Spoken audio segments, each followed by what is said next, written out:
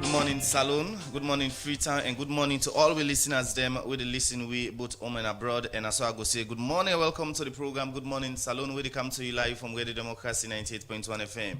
Today na Thursday, June 25, 2026, and we'll bring the program to you this Thursday morning.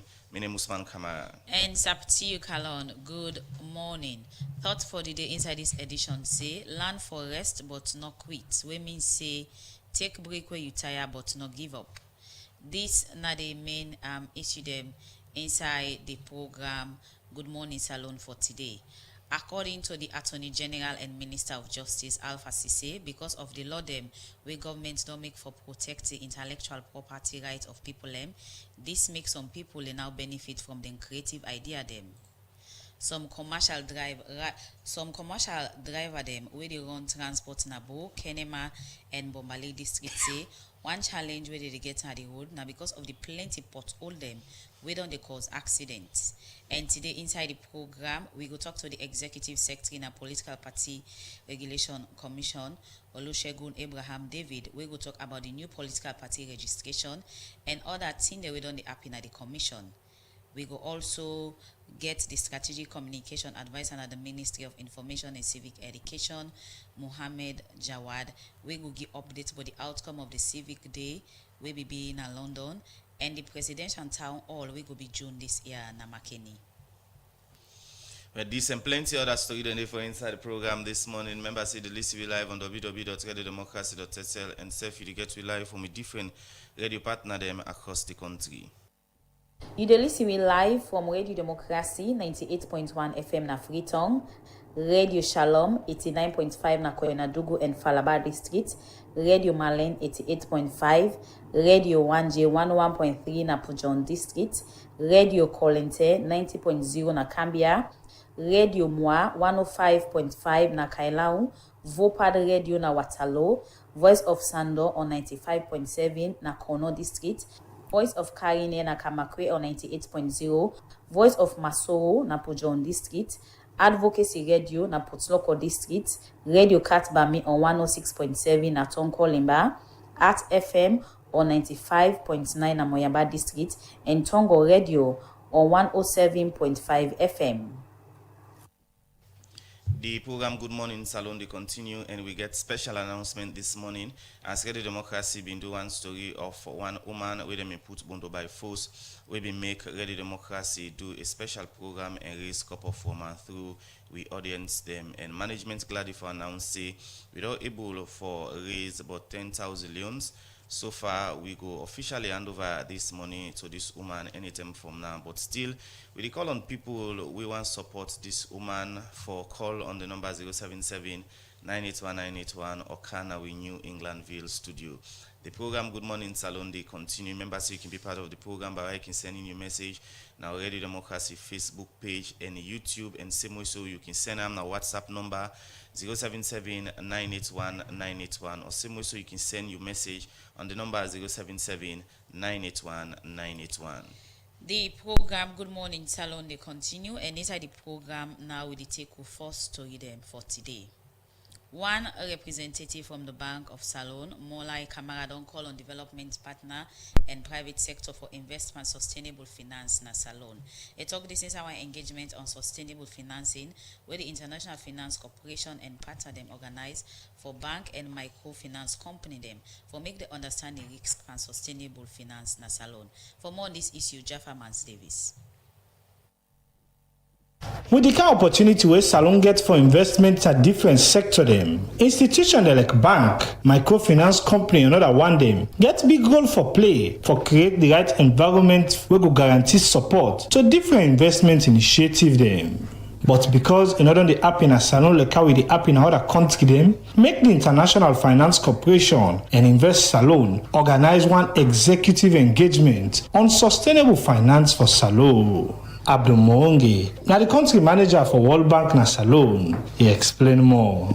Therefore, it's important that we gather here to set up a peer learning mechanism where you can learn from one another. And I would like to say that the role of the IFC in this particular case is to play a leading role where we gather the different actors as noted on the screen here to allow for a free flow of ideas on how you can better grow opportunities for the private sector in this country, grow the economy, and help shape the financial sector of the future. This engagement be put together different bank them and microfinance institution them for getting understanding but the risk and opportunity and sustainable finance will later be followed with the launch of the voluntary sustainable finance principle for Salone, and the representative from Bank of Salone, Molai Kamara, can get this for say on the impact of this document.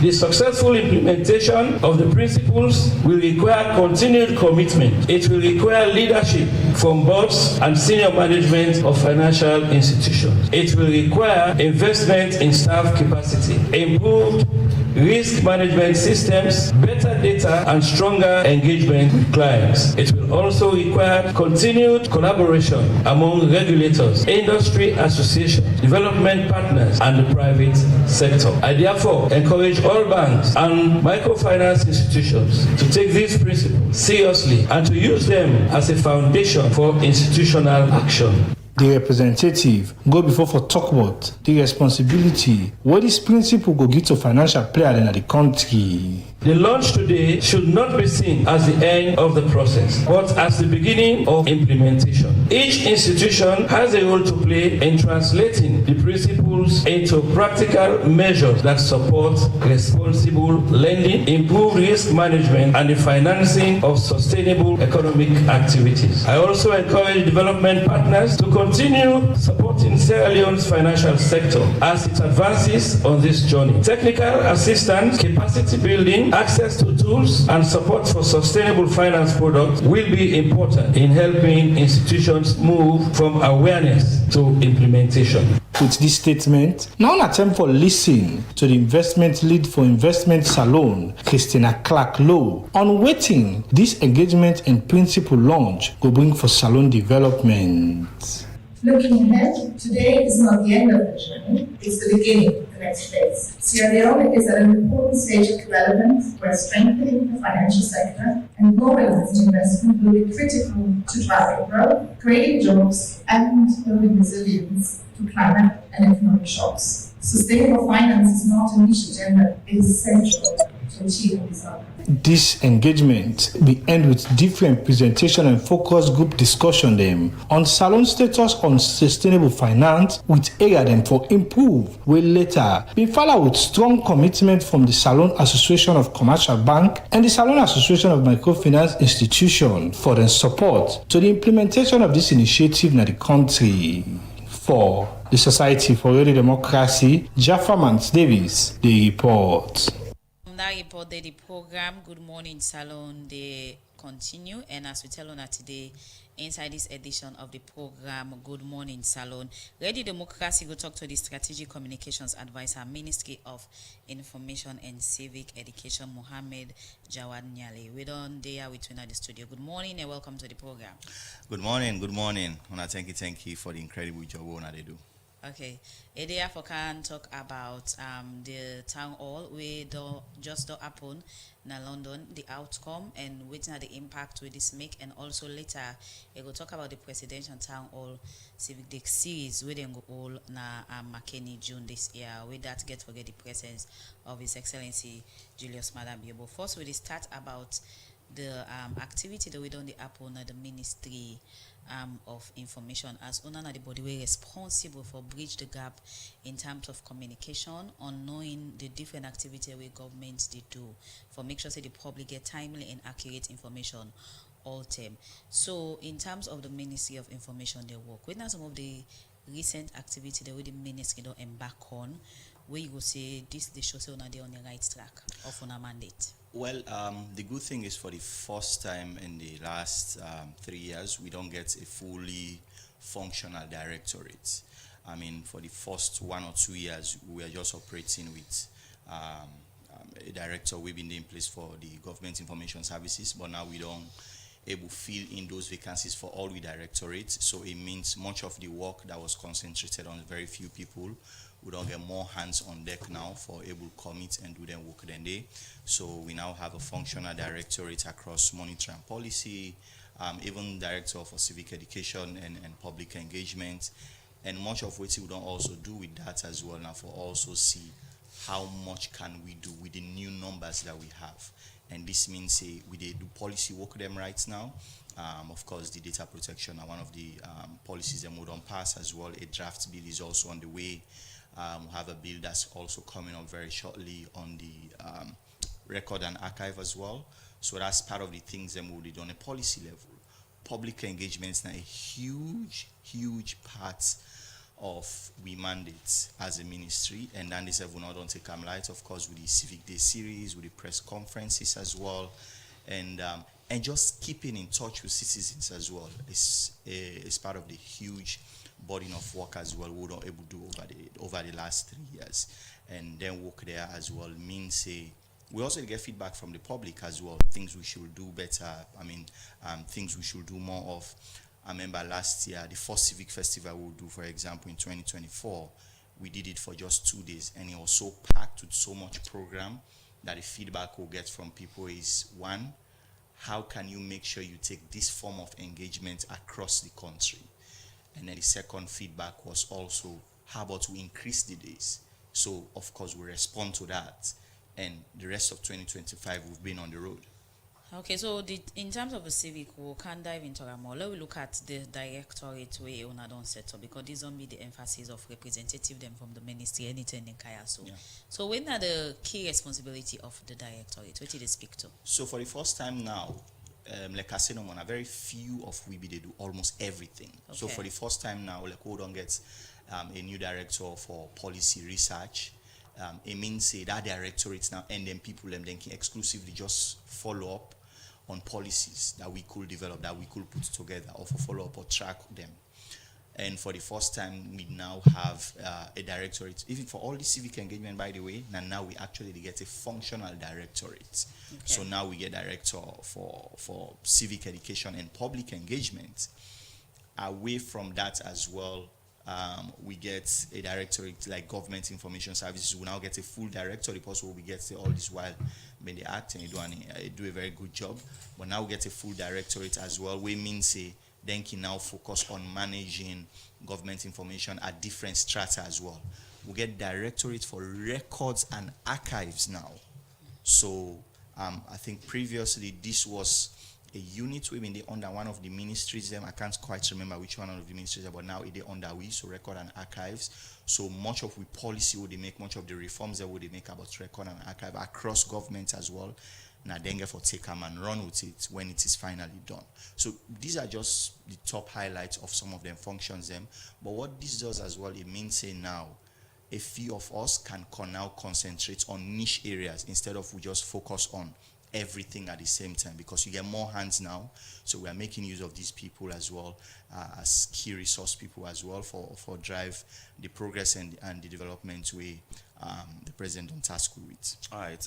Now, as you mentioned, so I don't get new directorate and other position them. We are in Ego Epuna for carry out on our work. But again, a concern we don't come out from government officials now that the government not get money, but we see we are in more position than they can. I not think this is a burden on the wage bill. Look, the government gets several functions. For one of the function of course is now for creating jobs. But apart from creating jobs as well, the government also has to set up itself in such a way that it can run efficiently. Me and you go agree, say, efficient for a job with 50 or 100 people for do, you just get 20 people or 25 people to do them. Definitely, we are not going to get good results. Again, if we get good results, in we own case we had a fantastic result, but also they come under extreme pressure, and there are so many other things that you will want to do as well.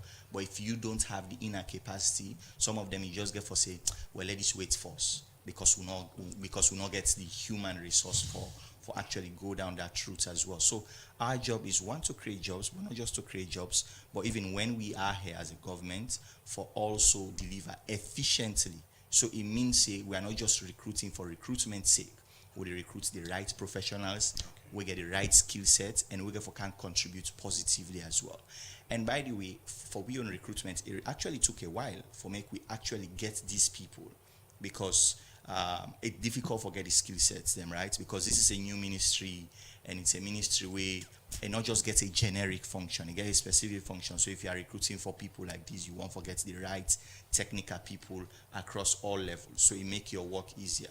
And so this is the secret of our own delivery as a government, as a ministry, because we go on and recruit the right people, and if you put them penny for penny across what we are spending, it's value for money, because you actually clearly see the results. All right, now look at the way how una get them people there. Una me advert, Of course, to the of general course. public, through which means. Public Service Commission.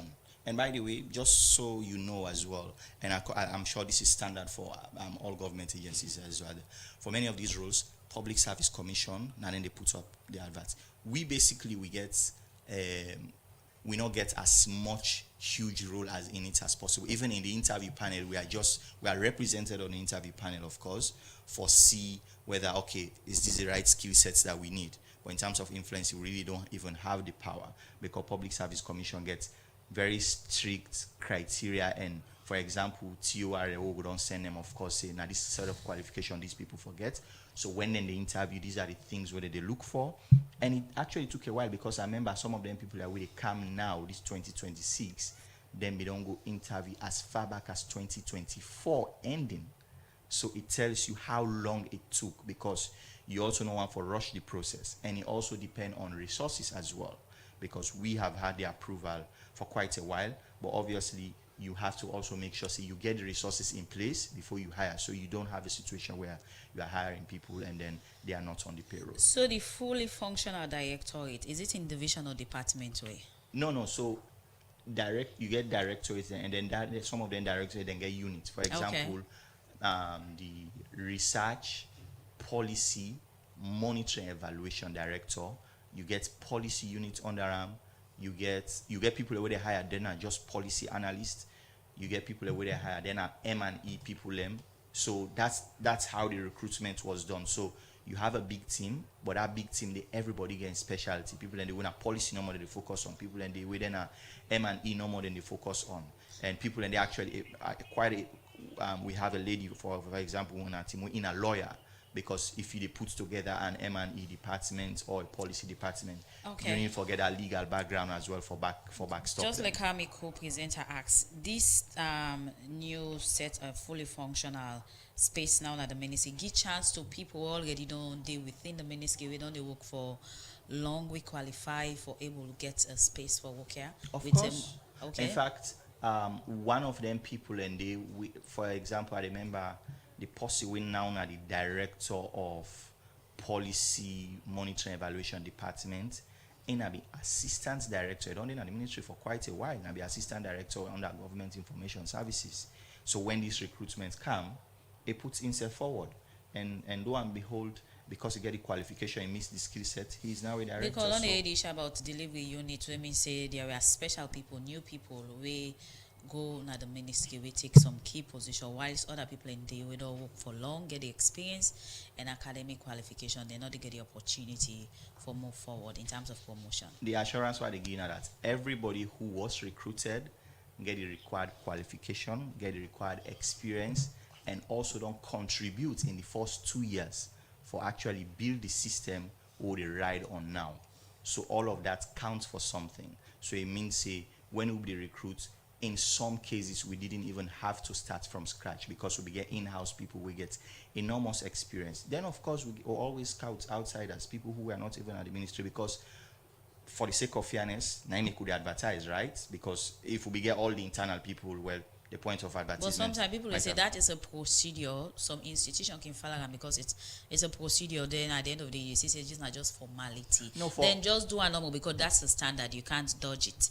Or take new people without follow that open space for advertisement for the people apply. I understand that sentiment, but in Wiyong case, that was not the case. I mean, it was done fairly. And people were interviewed. People who deserve the jobs were also given the job, and they are doing brilliant, by the way. I mean, 2-3 months into the new offices, together we are putting plans, we are putting programs. So a lot of them put together work plans, things they should follow up on, things we have some big things in the pipeline as well. So you will be hearing from some of them, or for some of those departments, or for some of us, regarding the progress they are making. All right. The reason why we probe into all the issues there, and I forget fairness, and as you mentioned, saying that the Public Service Commission, spearhead that particular side. As motorman or journalist, get all the information. Una do a follow up, because as for we, this is new for you. Say una do an advert. Una do follow up with Public Service Commission for know how. Then do the advert for recruits them people there. So adverts normally for Public Service Commission, then they put them on newspapers, when are one of the most widely read medium. From when this may happen? I think it happened in 2024. I just can't tell you between which month and which month, because I'm not intimately involved in process, because then self get standard of independence. So waiting we need for send to them now for say we want this, we want this, we want this, we want this. But anybody would apply for this, now this set of criteria them. So based on that is what they will now take and then put out advertisement. And by the way, so many people in there we at the time when they see the advertisement and when they apply, the usual, Salomon thing, and then go call you, say, oh, I don't apply, and I say, okay, no problem. But this is really now with Public Service Commission for making them do their own procedures and make sure they recruit. So all of that was done, and all of that is above the board as well. But if you want, you can also check with Public Service Commission for all of this as well. Because, like I say, this was a process that was not even snappy. This was a process that really took a long time. And sometimes, to be honest, we were even frustrated. And then we have to say, no, calm down. We have to follow due process. And say, okay, no problem. And in fact, that due process there as well, finance give them clearance as well. HRM will give them the clearance, because when you do these things, all of them layers there as well have to be part of that decision making. All right. Before we can look at the different civic program the owner they organize, just a quick one. Most of the job then we can advert, youth man then non the grumble of most than 5-year experience, 2-year experience, 10-year experience. In this case of Unayon, what may be the criteria? Is it the same as 5-year experience or 2-year?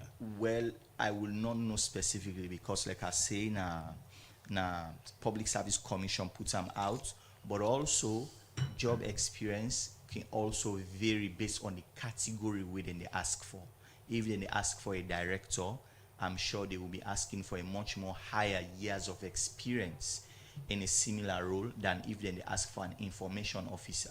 And by the way, like I say, we not just recruit directors, we also recruit at several layers, assistant directors here and there, new media officers, and they're all requirements they can vary.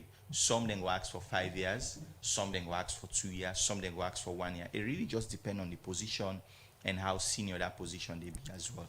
Because like what you say, Usman, a very important that then safeguards they are in place as well, years of experience plus qualification as well, so you get value for money as government. And this is what private sector does, right? So they want to recruit the best people, and part of recruiting those best people, they set these standards. And we as governments as well, if we want to recruit well as well, we have to also be able to set those standards. Okay, continue for the with inside the program. In case you just join, we listen to the Strategic Communications Advisor, Ministry of Information and Civic Education, Mohammed Jawad Nyali. We don't give update. If they start to talk about the fully functional directorate where the ministry don't get. Later, I will talk about the different civic series and town hall meeting the way the ministry don't they get. Well, inside the program now, we can go all the way Accra, Ghana, for go know waiting the happen at the 35th meeting of the Board of Governors of the Regional Maritime Administration, and one of our colleague at the media in presence in part of this program for a media coverage. So it can give we update on our salon representation done and so far as different representative then for Maritime, Ministry of Transport and Aviation, and also Sierra Leone Port and Harbors Authority. They in attendance at this particular program. So on the line now we will talk to Adeyemi Jackson. Good morning and welcome to the program. Good morning, Samchi. Good morning, Usman, and good morning to our listeners across the world. Okay, so you did part of the delegation they already attended the 35th meeting of the Board of Governors at the Regional Maritime Administration at Accra, Ghana. You can first of all tell me the presence of the different Salone people we go take part in this program. Well, Salone come with a very high delegation because of Salone's status right now at the Regional Maritime University, with the delegation headed by the Minister of Transport and Aviation, when Alhaji Ambassador Osman Fande Toure, and also you get different senior government officials. So you get the Director General for the Sierra Leone Port and Harbour Authority, Yakuba Bio, and also you get the Executive Director for the Sierra Leone Maritime Administration, Dr. Kaitibi, and also the head of the shipping agency and other senior government officials. Then will form part of the delegations. We come down for attend the 35th meeting of the Board of Governors here at the Regional Maritime University in Accra, Ghana. Okay, so in terms of you being part of this program for some days now, when are the actual essence of this, especially to Salone Maritime and Transport sector? Well, the importance of Sierra Leone in this 35th meeting at that, for people to understand, the meeting of the Board of Governors now one way that they hold every year, and Sierra Leone will be host to the one with the Apple last year na Freetown. So this year na Ghana because it's rotational, and presently Sierra Leone status na the Regional Maritime University for the Board of Governors. The current chair for the Board of Governors na the Minister of Transport and Aviation, when Alhaji Fande Toure, and also you get what they call the expert committee.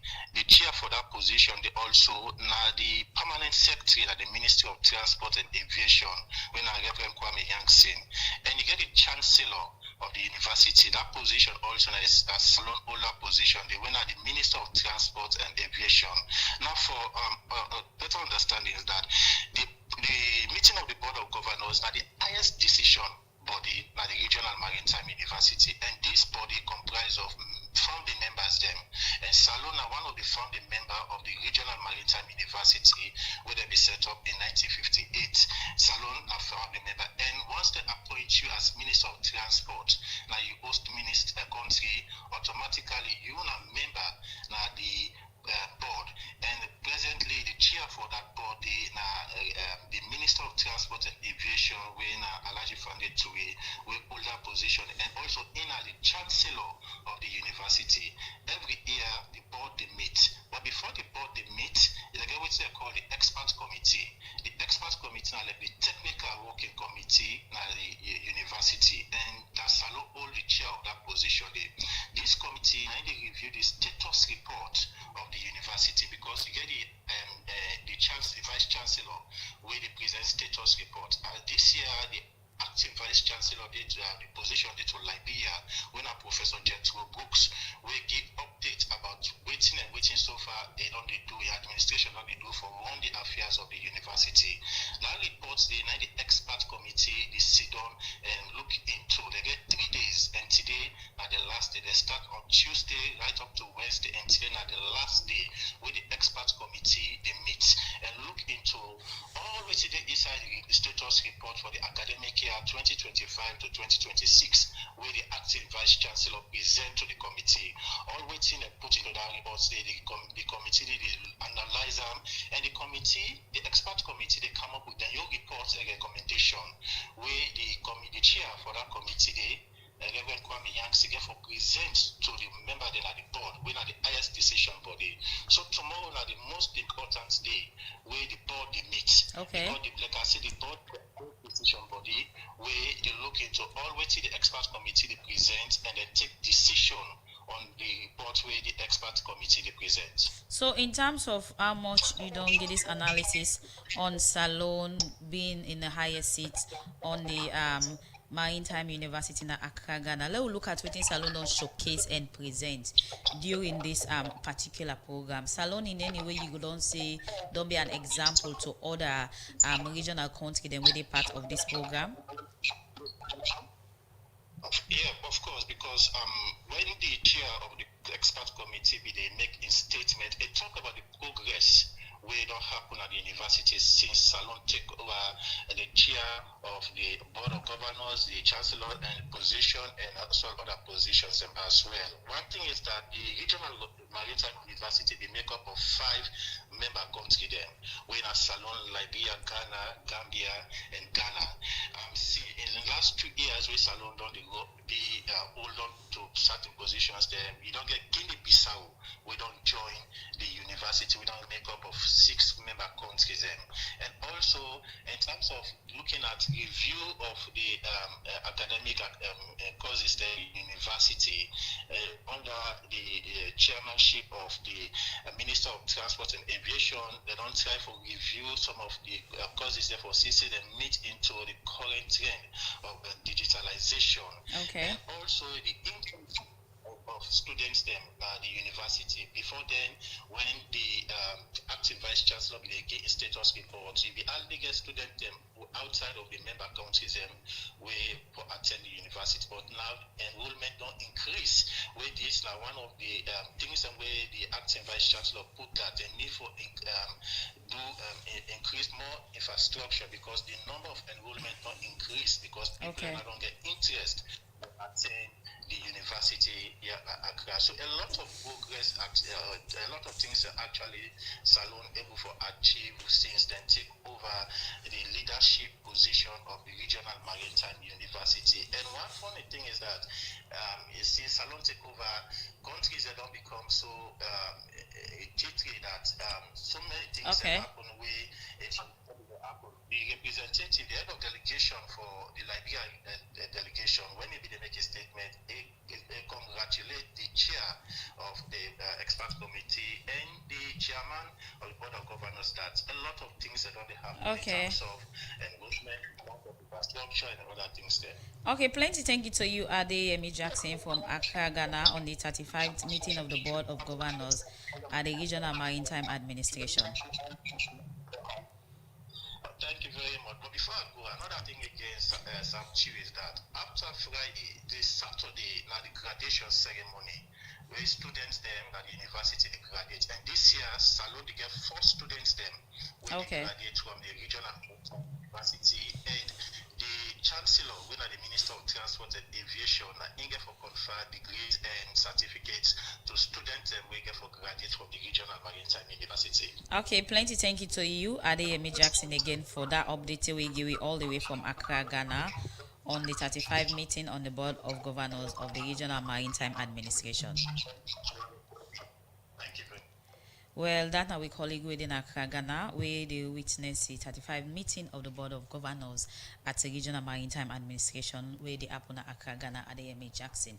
The program, Good Morning Salon, they continue, but before we bring with other studio guests, we get a special announcement. As Ready Democracy, we don't do one story of one woman where they may put Bondo by force, where we make Ready Democracy do a special program and raise fund for this woman. Through we audience them, management gladly for announce say we not able for get about 10,000 million so far. We Ready Democracy go officially hand over to this woman soon. But still, Ready Democracy, they call on people. We go and support for call on 0779819181 or Canaway New Englandville studio for make your donation or give support where you get for sake of this woman where they may put Bondo by force. The program, Good Morning Salon, they continue. Inside the program this morning, we want to welcome with other studio guests, Rina Olusegun Abraham Davis, the Executive Secretary at PPRC. Good morning, sir. Welcome to Ready Democracy. Thank you very much. Good morning, Mifambule. All right. Executive Secretary, what's going to happen at PPRC in recent time? A lot.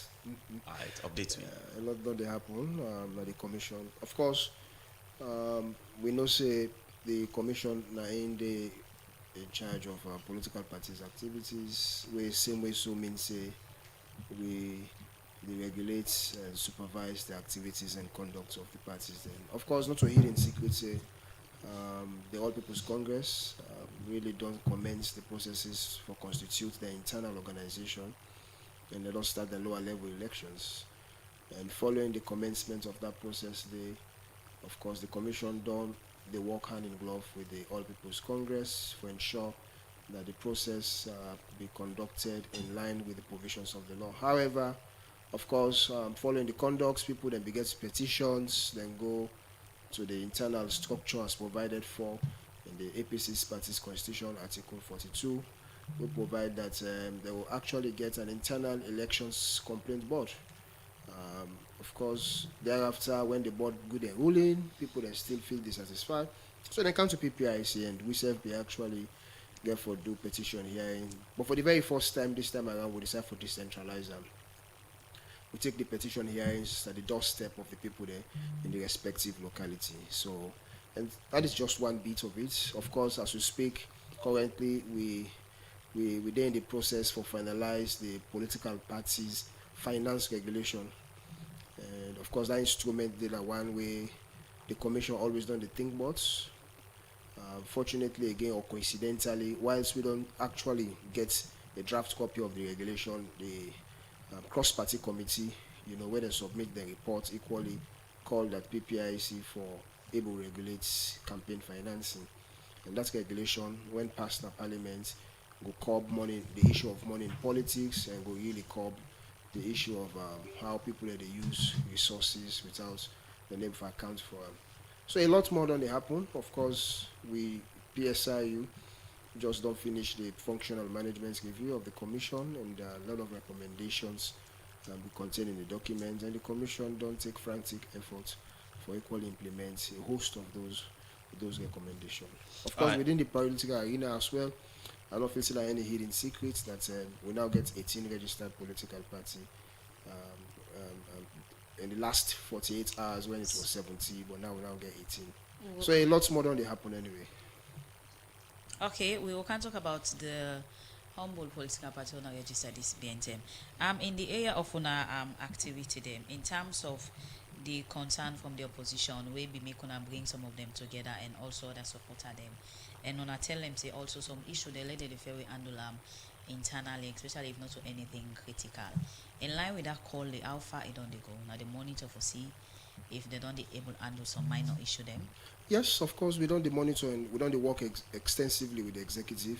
As a commission, we aspiration for build political parties as institutions. And if that's the case, we equally ensure that things that where they're able for, where they're supposed for settle without the not come to we. The people that for land for respect the structures where them parties they don't create as provided for in the constitution. And in doing so, yes, the party they don't do their best. Of course, definitely we self don't follow through the process. But I'll tell you equally, if people are still dissatisfied, even with the internal structure where the constitution provide for, as a remedial step, where if they get any grievance or any complaint or petition, as the case may be, if we go to, the law equally provide that then people if they're still not satisfied with that redress mechanism, they can still come to it. All right. Una get any petition on our desk at this moment? As of now, yes, we receive, following the rerun of the ward election of the APC, we equally receive a host of other petitions there, but we were in copy in all of those petitions because they first address them to the internal body, whether the independent elections complaints board of the party.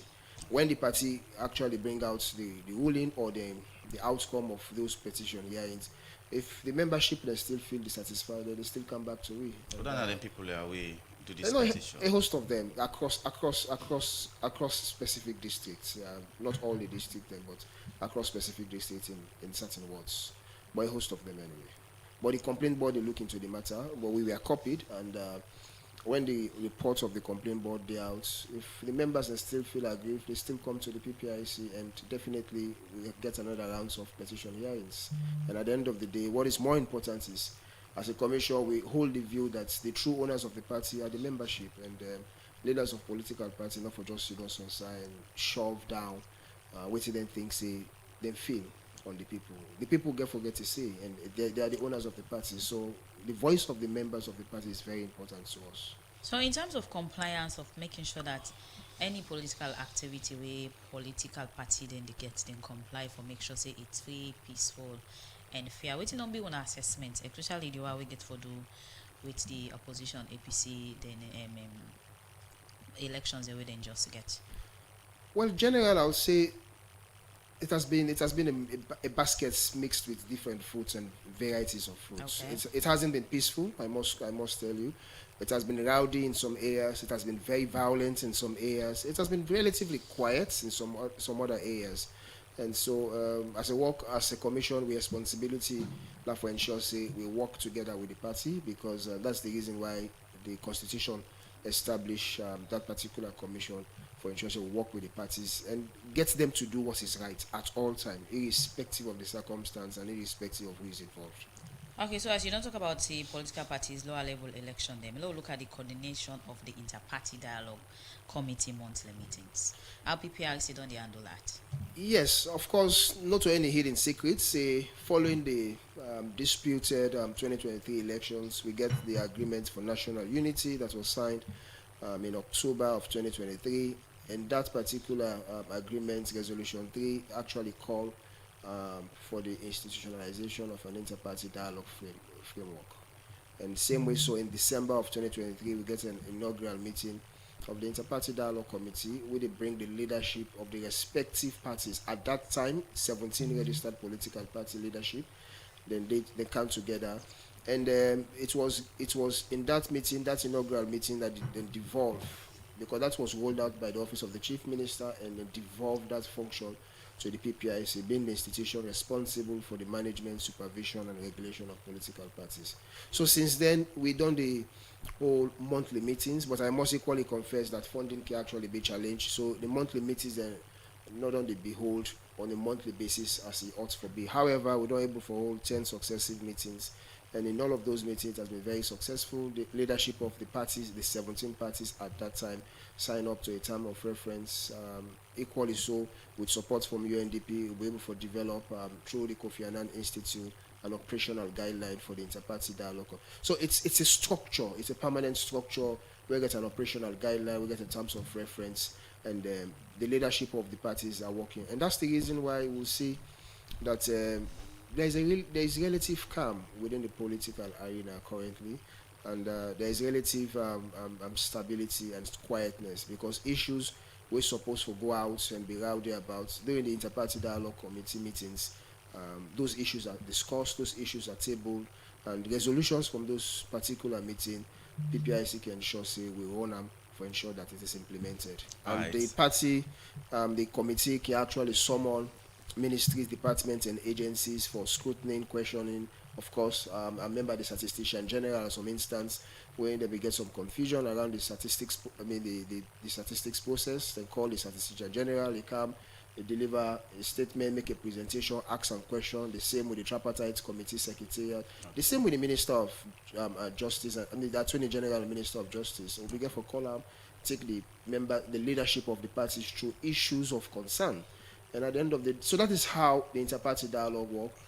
It's a platform where the leadership of the party come and discuss on issues where really very grave and serious, and in instances they need for someone, any other person can summon them, and resolutions are reached, and it's been going on very well. I continue for the way to inside the program executive secretary for PPRC. When we come back, we'll look at concern with political party then get, especially the opposition wherein then they say PPRC been biased to them in terms of taking action on issues we get for do it.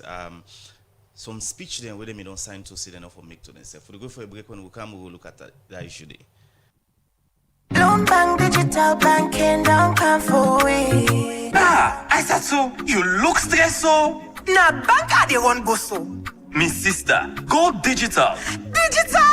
Yes, with Bloomberg Digital Banking. Just tap, click, swipe and send money, receive money, check your balance, pay your bills and get quick loans before Jacko cuts your eye.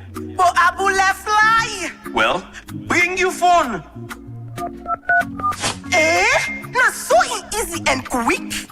Yes, with Bloomberg Digital, you can bank with freedom anytime na the world. Your money is safe and secure. Also, you can do business and transfer money instantly by your currency across Africa. Quick one with Colats. Wow! As from today, call me Isa to Bloomberg Digital. I dey go tell all me party them for join Bloomberg Digital Banking. Go ahead and download our digital banking app. from Google Play Store and Apple Store or visit any of our branches for further details. For no more, you can visit our website bloombankafrica.com. Bloombank Africa. Let's make it happen.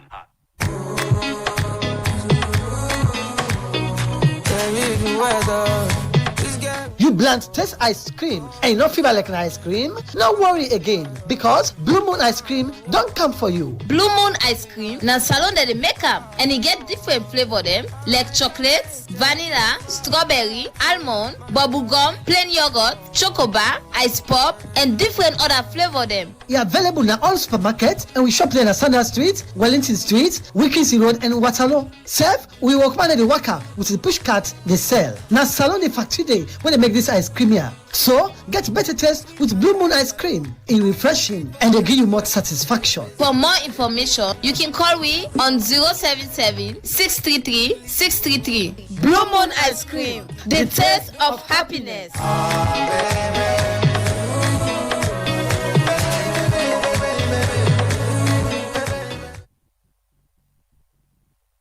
Good morning, Salon. They continue from that break day where they look at one of the headline story them. Also some commercial driver them where they run transport na Bo, Kenema and Bombali district say one challenge where they get on the road now they plenty pothole them we don't on the road and they cause accidents. Then people are talk this now one meeting with the Salon Road Safety Authority, all with motor drivers and general transport workers union. Also then go talk to driver them, but road safety law them wait them for the falla as we for prevent road accident them inside this rain season. For more on this issue, we listen to Alhaji Jallo. The Salon Road Safety Authority na body we don dey work tranga one for say dem regulate, coordinate and self-promote road safety na the country. Beside this body don dey raise awareness but road safety as way for reduce road accidents na the country. As we dey inside the rain season, where plenty people can think say na the time where plenty accident then dey happen na the highway. This make the Salon Road Safety Authority workman them go work na the Salon Motor Drivers and General Transport Workers Union for talk about road safety law them we go guide and protect driver them during the rain season from accidents. We in the talk, the public relation officer na the Salon Road Safety Authority, Abbas Toure, talk about waiting them fan out, but the time where plenty accident then they happen na the country. According to records where we retrieve from we research and development unit that road safety, they tell we say during the rainy season we can record more accidents. Then during the festive season also we can record more accidents. So now on that note, the executive director in wisdom and management, deem am very necessary say let we dey on the preventive side. We in the talk, the deputy executive director na the Salon Road Safety Authority, Abraham Scott Manga, call on driver them for tap for overload them motorcar them, where this in say they help reduce accident na the road. I go also caution una for say when you dey load the motorcar, remember say na load today, I get for load tomorrow, but no can load today, you forget tomorrow, you forget the other day. All them today, this na rainy season. All them today, they create problem. Inside this engagement, waiting the leadership for the drivers union, they do for CC, then reduce road accidents them. Where don't they happen na the road. This make the president for the Salon Motor Drivers and General Transport Workers Union, Ibrahim Sam, call on driver them for tap for overspeed for prevent accidents. Do ya? Now we know say dry season driving with rainy season driving are two different things. The distance we be the cover today 1 hour. If you charge yourself, maybe 35 minutes or 40 minutes, cut that 20 minutes on top. Because more especially this new rainy season they talk about so now. Plenty motor car breakdown now the main road. The tires all they use. Let me be mindful of them tires and they. The wiper. Let me not blow to wiper. You get some rain way they meet up. Anyhow you do, pass it back. With that statement they are, I be talk to some driver them, will be the part of this engagement and ask them, waiting as some party team them, where they make accident they happy na the road and na this them be get for say. Challenge very great because usai the first challenge we get concerning Bodem Patrol the road maintenance, then the marking them and road signs them. You come along, you load from Freetown for going to the provincial areas, Boku Patrol and then at the road. And then the road markings them, Boku don't whip. Every the road signs them, then shine body what they mean to make the road signs them, sign for break, sign for stop or curve or bridge. You know they stand at the road. So now that challenge I will get at the road. We got problem with the road. Potholes then. That's why in kind they flood the pothole. You're not gonna say pothole there and that's one major problem for we. Like waiting at the highway now, we get line the road and the ball. Gak mark, but put on whip. So if you find out say you left your lane, you're gonna be crossing at the next man in lane, or you're gonna bush. There are two major concerns and that's for we. Then driver there end up a call on the Salone Road Safety Authority and other body them where they in charge of road for put road sign them and self-cover the pothole them for the Society for Radio Democracy. Me, na Alaji Jallo, they report. From that report, the program Good Morning Salon, they continue, but before we bring in a studio guest them, we'll get special announcements. As Radio Democracy be do one story of one woman where they be put Bondo by force, we be make Radio Democracy do a special program and raise fund through we audience them. Management gladly for announce say we not able for gather or raise but 10,000 million so far. We will go officially hand over to this woman soon. But still they call on people we go and support for call on 077 981 981 or can our New England Village Studio as we still they on this venture for support this woman where they may put Bondo by force. The program they continue. The program Good Morning Salon they continue. Inside the program one for welcome Mohamed Jawad Nyali in a strategic communications advisor and Minister of Information and Civic Education. Now Nyali, we look at the different civic them want to organize in total now almost. The Civic Day series in total we possibly go down do between 9 and 10 districts. Yeah, I think the places that normally left for not go to the Civic Day series na Kailaun, Bond, Koinadugu, I think, and Waterloo. So we try for cover these places hopefully by the end of this year. So in 2 years' time. The goal is to cover the entire country, engage the entire country with public information and civic education. All right, who are the sponsors on the program there? But we can look at the one in London separate. But for the in-house in the country, who are the sponsors? Well, we biggest sponsor on our government because President Building government puts enormous attention to public engagement because we have to stay in touch with citizens. So a huge portion of the resources they come up from government, then other partners can support with, some with cash, some not necessarily with cash, some with other logistical needs that we may have. So for example, we may have a printing need and then a company goes, okay, you know what, we could print for now. So we go need, let's say for example, go need motor car then. So then somebody goes, okay, you know what, I go give now one motor car. And so now if I have two motor car once, now one number they pay for. So that's how we try for DUAM for managed costs as well. All right, so almost government the guna per one civic education they organize. So government is so necessary they give you. So what we can apply for, we can tell governments, okay, this year we want to do this amount of, the Civic Day series one for going to have several districts, right?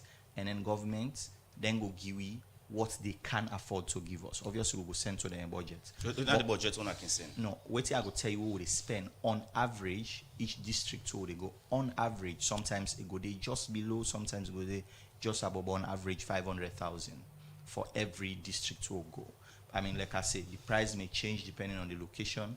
If we go to a place like Koinadugu, for example, or go for Falaba, it might be cheaper because accommodation is relatively cheaper there, but also it might also cost us more in terms of fuel, in terms of fleet of vehicles that we have to take, etc., because of all of these things. So it may vary, but on average, 500,000. So we see the Civic Day series don't go beyond internal. That's not just within the country. On don't take international. On beyond on America. Yeah. And now we soon do one recently na London. We on a title Civic Day London edition. Also, you get high-level delegation from the Vice President, Mohamed Jallo, Chainoba Minister of Information, Minister of Lands, Torat Senesi, Minister of Trade, Ibrahim Sise, Minister of Health, Dr. Austin Dembi, and other stakeholders. Let we look at the promptness of this, taking the civic to international level, London specific. So London, it gets outside of Sierra Leone, gets in terms of number, in terms of substance, in terms of engagement. London are a very, very critical part of we diaspora network in the world, right? So we get perhaps more Sierra Leonean citizens in UK than perhaps anywhere else in the world. Maybe, of course, second might be the US, obviously. So it means that if you get such a huge number of Sierra Leoneans in a place like UK, where they send, we constantly engage and invested in the future of the country, it is just about fitting at least once a while for them go to them people and tell them waiting government they do back home. Take things into consideration. Look, some people there in the UK or other parts of the world where perhaps they don't come on salon 20 years ago or maybe even more. And for them, the only perception we don't left in their mind, for example, is Sierra Leone from the Civil War or Sierra Leone from Ebola. Some don't even know how far we don't come. And I must confess, of course, testimony is the way we minister hearing at the room after that engagement is that this is an incredible opportunity. Some came with a certain thought about how Salon Day, but they left with a different perception that, okay, this country has made remarkable progress. And so it is just more fitting that we go and we engage in communities in there because then self gets stake in Salon. They have families here, they have businesses here, they have so many other things as well. We also get stake in the future of the country. So we move one to London for do that engagement day. It was really predicated on that. But also, most importantly, now a situation where we say, let's take advantage because the VP was scheduled to travel to London for some engagements, right? And so he wanted to, okay, where they go London? So let me meet with a few Sierra Leoneans and do a meeting. And then we minister discuss, and then out of it and say, okay, you know what? Maybe we could do a full-blown town hall. Given that you get for the day, some other ministers were also scheduled to go to London anyway on some other things. Some of them being scheduled for go to the Salon Diaspora Investments Conference with Vicky Remode. So given that these people are all like, they are scheduled to go to London, we say, okay, well, this is a great opportunity. If they did it already, so it doesn't necessarily mean extra cost, right? So why not use them? Of course, then the part of the panel, the VP as well, was thrilled with the idea. And then we said, okay, you know what? Let's do a full-blown town hall as well for bring as many Sierra Leoneans as possible in one room and really explain and tell them about the progress we don't make as a country. Okay, continue for the with Mohammed Jawad Nyale, Strategic Communications Advisor, Ministry of Information and Civic Education. Later inside the program, you will tell me about the pattern of the civic they will not do in London. Inside the program, now we go for a break. Tell me what in the stop nonsense. You dey look for sign for keep you money and for make you business grow? Well, now the term is so for keeping money with any community bank or financial services association, which then they call FSA, with the all sign as Salon because then a good party with good condition, way easy for the ordinary man. They go guide you fine one, but how for manage your money for change your life and the people them and your community. Maybe say when you keep your money in a bank where they near you not just they keep money for bye but you they help your community for go before. So waiting you the wait, you be businessman or farmer, petit together, so he art person, teacher or anybody keep your money in any community bank or FSA where they near you and see how your life go better. Tell me what in the stop nonsense. Now money they stop nonsense. Cecil, do you know any sharp user I go able get quality laptop or desktop computer for buy? When I go give me wahala like the last one? Aisha, you see this Dell computer na me hand? It don't pass 8 years from where I begin user. It no one day give me problem. Na Palestino International in shop, na 5 and 6 Gloucester Street, na they a buyer. Not to copyright Palestino they sell, na original. You see this me plasma TV, this Samsung home theater, me standing fan and mobile phone. Every day when you see them, it's like a new one. Dem don pass 8 years na me hand. Palestino don open Palestino International Computer Shop na 3 Bojon Street, Bo. Also you dey get all kind computer for buy. For more, just call 076 56 5432 077 80 5898. Palestino International in Computer Shop, all team Dede for you. The program Good Morning Salon, they continue still inside the program. We get the Executive Secretary in a PPRC, Olusegun. I don't want to call it a Nigeria president, Abraham Davis, as we did how they look at the work of PPRC and other issues there. Concern from political party, especially the opposition, we I'll confirm say or I will say on a no but get for do with the position we are in, then say PPRC bias, the way how then they take then decision. We see we are in on get engagement with them, then sign and MOU that nobody no go say things that we go out plaba. But we see again on a fine SLPP and also the APC. But in recent time, the APC don't concern about get people who want to pick and choose when this make statement on a fine. When they make statement, na so they left. We have some of them concerned there. I'll tell you authoritatively, say that's not coming from the leadership of the APC. Probably it's coming from some persons. We don't get people in we don't raise that. That's even Lucian Mindena the last 10 years, it's not coming from the leadership, and I still maintain that. I'm talking about leadership, we're talking about national officers elected. I'm not talking about members we bring their own personal feelings or sentiments. I say it authoritatively, it's not coming from the leadership of the All People's Congress. Yes, of course, people then get rights to their feelings and to their for perceive the way how they wish for, but that is not the case. So this then concern not genuine, even though it not come out from the leadership. No, it's not a concern we border around legislative instruments. It's not a concern where they border around an infringement of the provisions of the Act, saying that the commissioner adhere to the tenant as provided for in the Act. It's not absolutely. It's just a mere perception. Of course, Section 39 make it very clear about the prohibitions from members and leadership of political parties, and he outlined the respective do's and don'ts from those members and supporters in any instance representing a political party. And there is none way would tell me say our actions actually they're in contravention with the provisions of the law, because if that was the case, the acts equally provide that in a circumstance we action people then feel aggrieved about it, we can be challenged in the court of law, and that has never happened. So our actions are contingent and predicated on the provisions of the law. So you want to PPRC don't be fair in all decisions taken so far? I'll tell you, within the confines of the law, we have been. The law is our guide, and the law that we don't work on, and we have been very consistent. It's natural. People may have their perception. Probably they may think, for example, even at us, when you beat one, when the other one happened, the small go complain, say, see, when me beats me, but they fail for your life, say, they don't do them 1, 2, 3, they don't want them before they beat them. This is the first one they do. So in this they case, may have some. They may have some allegation feelings on the president. Is it that when I look at say this is not the first 10? No.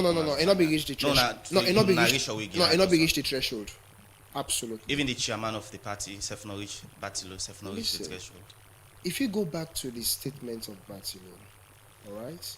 For example, I will tell you, say, my brother, you look very disorganized. That is not provocative.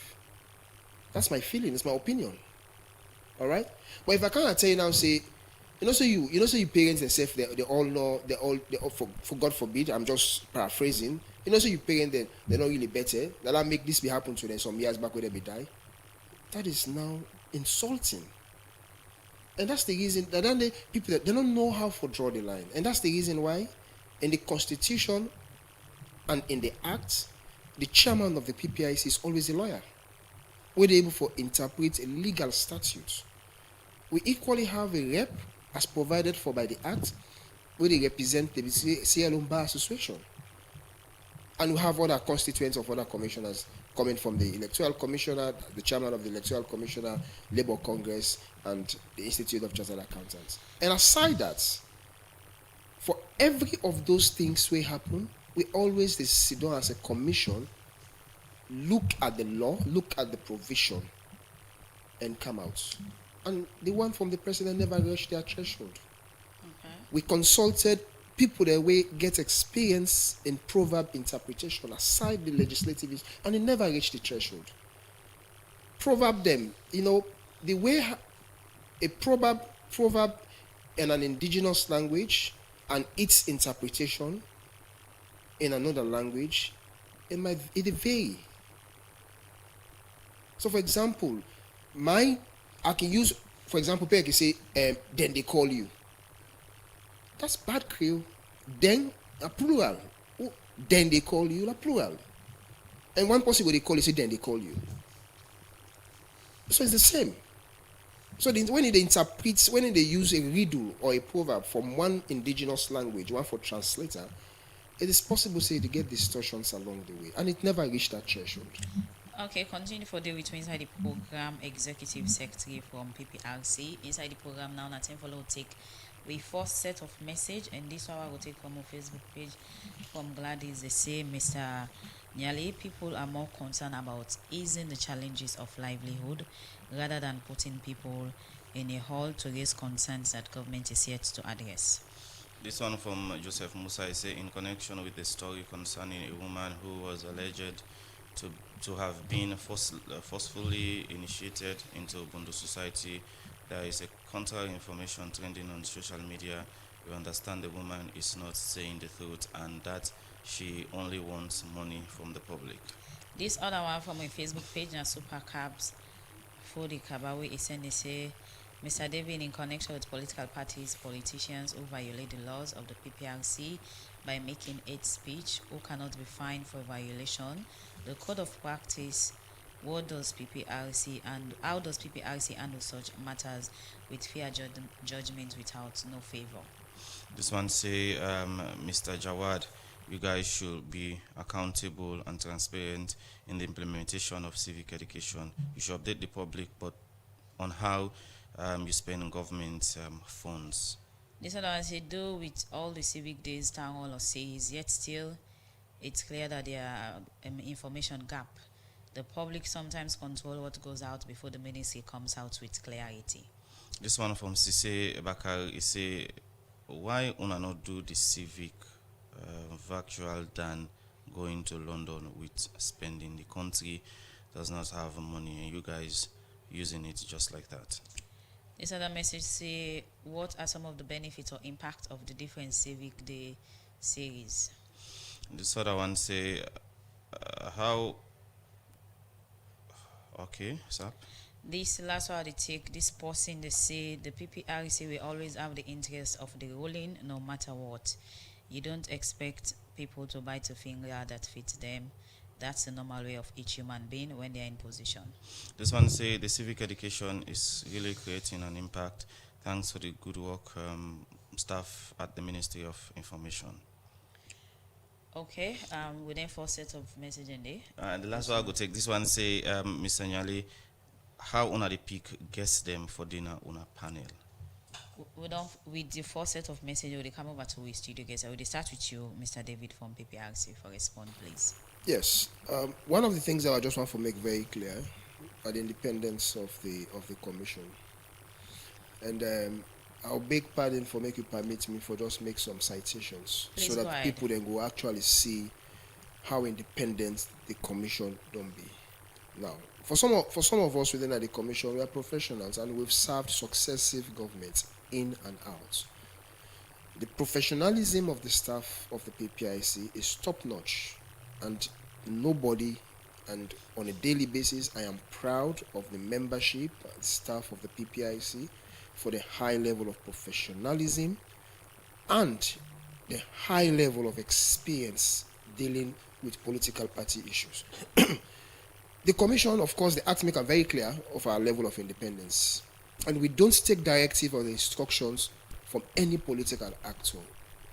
The institution is there to work with all registered political party and not a political party, be you a party in governance or party in opposition. Now, for example, in 2021, when the All People's Congress began in Buhaha, had it not been for the PPIC, I am not sure that the APC were not able to pose a challenge in the 2023 elections. If we were really working for the government, it will never be our business to ensure that we force, coerce, push the leadership of the APC then for settled and home. So that's a typical example, and the leadership of the APC will attest to that.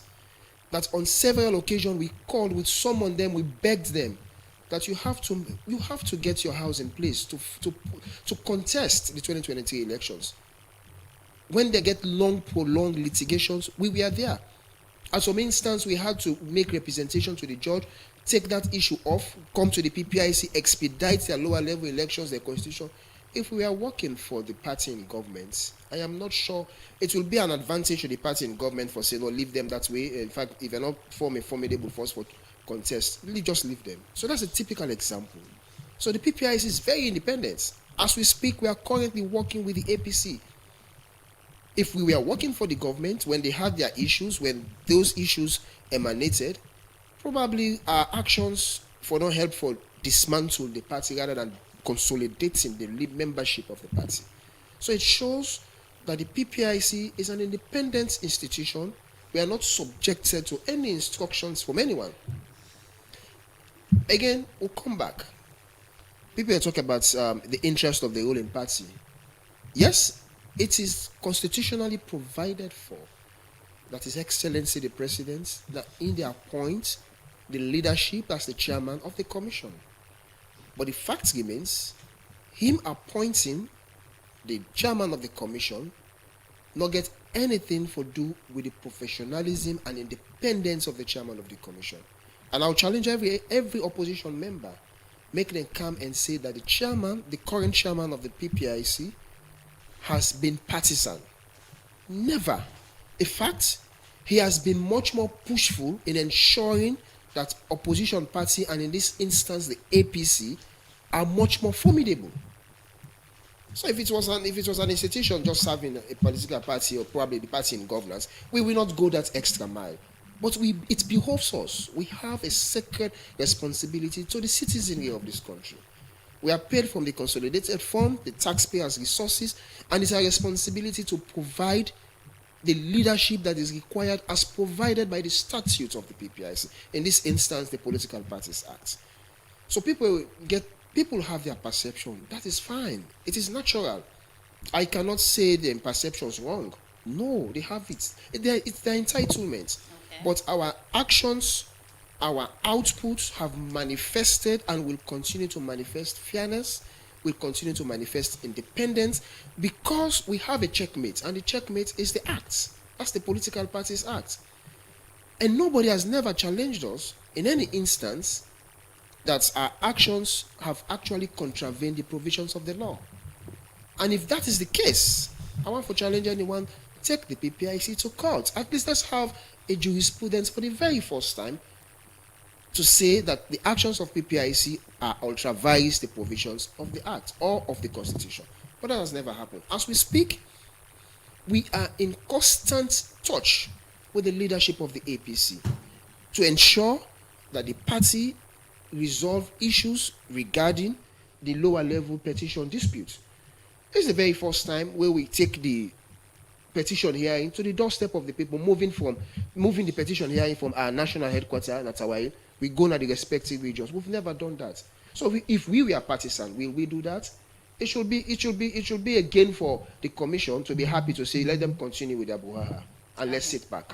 But that is not the case, because we are there to regulate, supervise the conduct and activities of political parties and not a political party. and we'll continue to do such. But I tell me listeners and the viewers and thank you for their perception. They have it. Okay. But may them continue to follow the workings of the PPIC, and at least may them take off the political lens and be much more patriotic and evaluate on what we do. Okay. And not based on perception or sentiments. Continue for do it. Over to you, Nyale. Respond to the first set of message there. Yes, so look, I'm going to start with this story. In Cambia, the first Civic Day series we'll do, when we go there was I think probably she was in her early teens, 12 or 13-year-old girl waiting up and ask a question. They say, waiting get for be the future of free quality education with President Bioge for left, if this get for be included in the new constitution. And she was asking that question directly to the Attorney General of we country. And this speaking, the chances for it probably meet the Attorney General so early in her life ask an important question like this would never have been possible if not for the Civic Day series we'll take to Cambia. And there and then, the minister, the Attorney General responded by saying, obviously free quality education is one of the progressive reforms we try for put in the new constitution. Obviously, the parliament therefore do due diligence.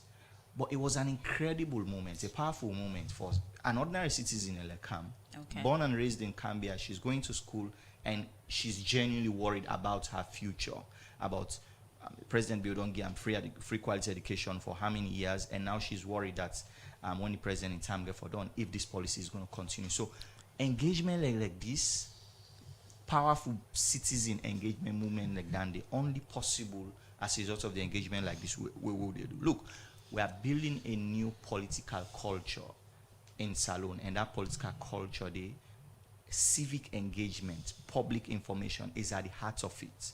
We want to make sure we don't leave any room for misinformation.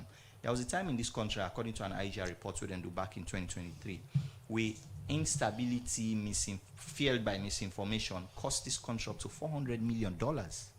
Now it is way less cheaper to engage the public and make sure you cover the information gap than you sit down and wait and let other people and take the mic and tell people the wrong narrative. So that's what we have decided to invest in. And the investment, they pay dividend, they pay yield.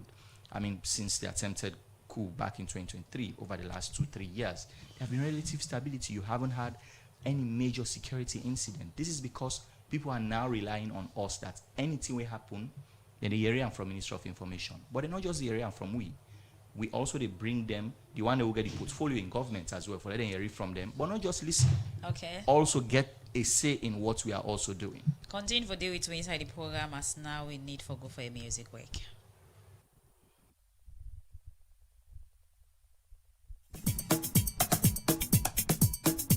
Me family them. Yes, sir. Inside this country we get different political party them. But we know. And they all get their aims and their objectives.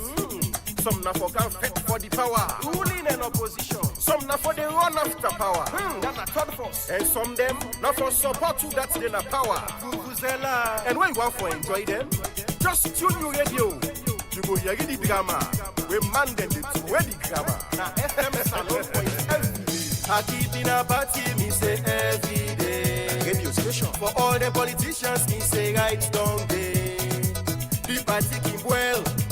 The party can jam, I see them. The talking plenty and the shocking one. So argument. Pulling party in there, opposition themselves in there. I tell you, third first in there, Vuvuzela themselves in there. This now we party, political party. For all the politicians, we say right down there. Because I want to make them know say politics not put VBN. Ruling party, na politics not put VBN. Opposition, na politics not put VBN. Na politics not put VBN. Vuvuzela, na politics not put VBN. Balance can take a mood. Na politics not put VBN. Every brother, na politics not put VBN. Every sister, na politics not put VBN.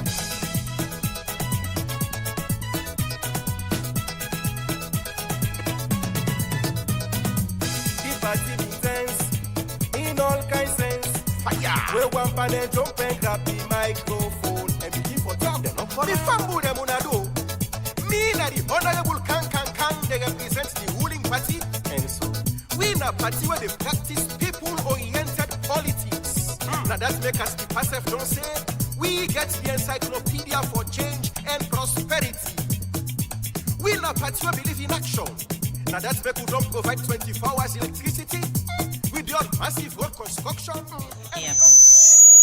Well, hope say you don't get a message out of that song. They waking Fisher do for inside the program Politics Don't Put the Country Behind. Well, from that music break, the program they continue. They look at another headline story outside the Attorney General and Minister of Justice Alpha Cisse don't say because of the plenty law the way government don't make for protect the intellectual property rights of people. This make plenty people now they benefit from the creative idea them na the country. It talk this way the Office of the Administrator and Registrar General together with the African Regional Intellectual Property Organization all 3 days meeting for staff them na the Attorney General in office. For more on this issue, Chino Jalogo reports. The Office of the Administrator and Registrar General na the government body way responsible for managing and register all intellectual property of people na the creative industry. We get for the trademark, patent, copyright and design them. This office also they do business registration, conveyance, marriage and other registration them. So as the world they move from paper-based to digital system, make the Office of the Administrator and Registrar General, together with the Africa Regional Intellectual Property Organization, ARIPO, one intergovernmental organization, and they facilitate cooperation among member states them, when camper intellectual property matter them, they all 3 days training for staff them and officer them at the Attorney General Office or Intellectual Property Rights. Martina Bendu Ibenda, now the Registrar General, now the Office of the Administrator and Registrar General Office. It talk more on this. The move towards digital platforms is no longer optional. It is essential. Efficient, transparent, and accessible online services are critical to ensuring that innovators and rights holders receive timely and effective protection for their intellectual property. This workshop is therefore both timely and relevant. Over the next 3 days, participants will have the opportunity to deepen their understanding of the ARIPO system, learn about the processing of applications from filing to grant of registration, gain practical insights with ARIPO, insight into fee administration, and most importantly, familiarize themselves with ARIPO's electronic services platform. When Save the Talk, Great Juola, one at the head of Information, Education and Technology, and the Africa Regional Intellectual Property Organization, call on participants to them for take this training serious, as instead this training gets plenty benefits to them and the country. The fourth industrial revolution, driven by rapid advances in high-speed connectivity, artificial intelligence, automation, big data analytics, and cloud computing, continues to transform business and industry worldwide. In this dynamic environment, organizations must increasingly embrace digital technologies to remain competitive and responsive. When Save the Talk, the Attorney General and Minister of Justice, Alpha Cisse, said training like this, they go long way for help develop the country economy because in say people will get couple out of them creative work them. So because of this, make in say government don't develop law them, we go protect the people and intellectual property them. Let me state why I consider this workshop very significant. Intellectual property is no longer a peripheral concern for developing economies. It is a central pillar of how nations compete, how nations innovate, and how nations grow. A country that does not understand how to protect and commercialize its ideas will always be a consumer of innovation, not a producer of it. Sierra Leone must be a producer. This workshop, ladies and gentlemen, exists to close that gap. And in recent years, we have undertaken meaningful reform of our national intellectual property architecture. The trademarks regulations of 2024 established for the first time a comprehensive and modern procedural framework for trademark practice in this country, covering national filings, international filings, enforcement, and administrative processes before the registry. This training, they go on for the next 2 days, and staff them at the Registrar General and Attorney General's office go get the opportunity for learn plenty in them on them different side. For the Society for Radio Democracy, me, Achang Nojalo.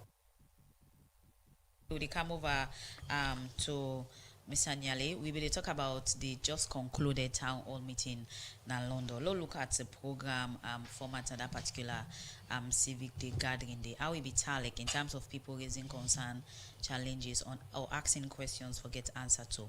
So waiting we do for that town hall day.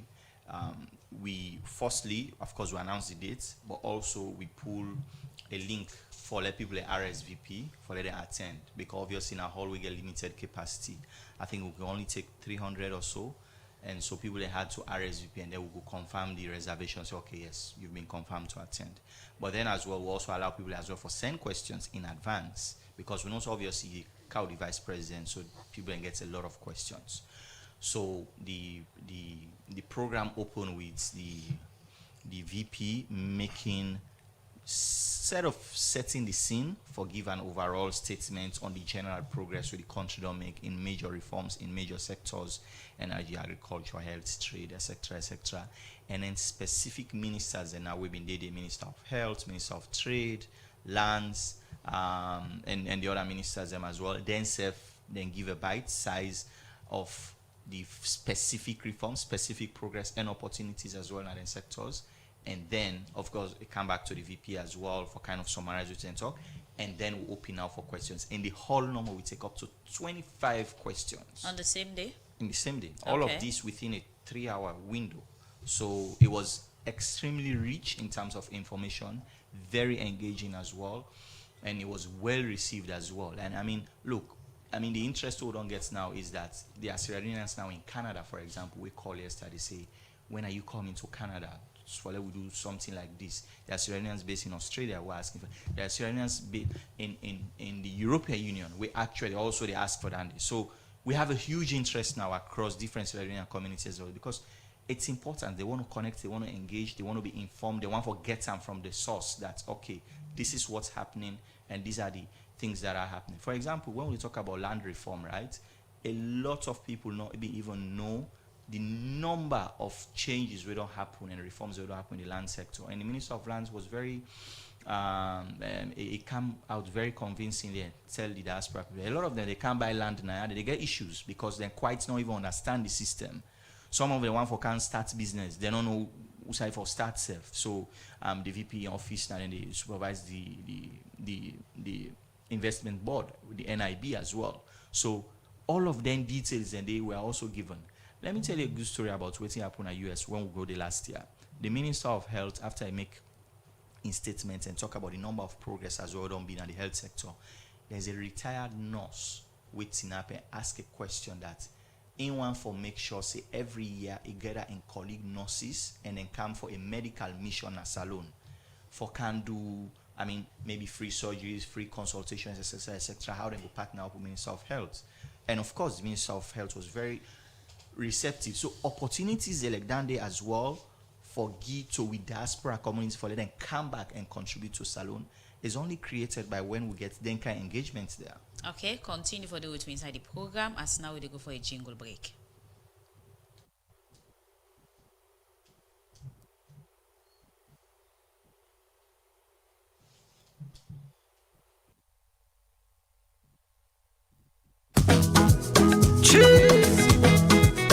Famous.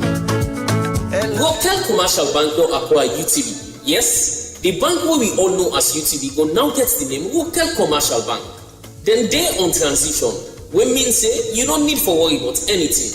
Rotel Commercial Bank wants to make all customers who been there with UTB know say all deposit on their money safe. And the same people then where we they work na UTB, now the same people then you go meet na the bank where you go for the transaction. And the bank now still Salon Bank because not a foreign bank acquire. And the Bank of Salon, DBN, for make sure say the transition work fine one for all man.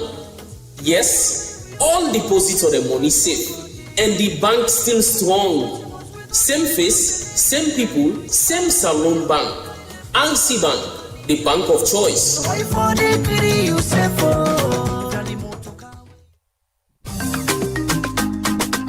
Proudly Sierra Leonean, proudly progressive. Have you heard of J-Man Group of Companies? Building businesses, creating opportunities, and driving national growth. J-Man, building the nation. Excellence and service in every step. Fueling the economy and powering the future with J-Man Petroleum. Protecting lives, businesses, and investments with J-Man Insurance. High quality tires and motor spare parts from J-Man Motors. Guaranteed safety and protection with J-Man Security. J-Man, together we rise, empowering people, changing lives. As an indigenous company, creating jobs, supporting communities, and contributing to economic development. Innovation, integrity, excellence, service. J-Man Group of Companies, proudly Sierra Leonean. Proudly building the future.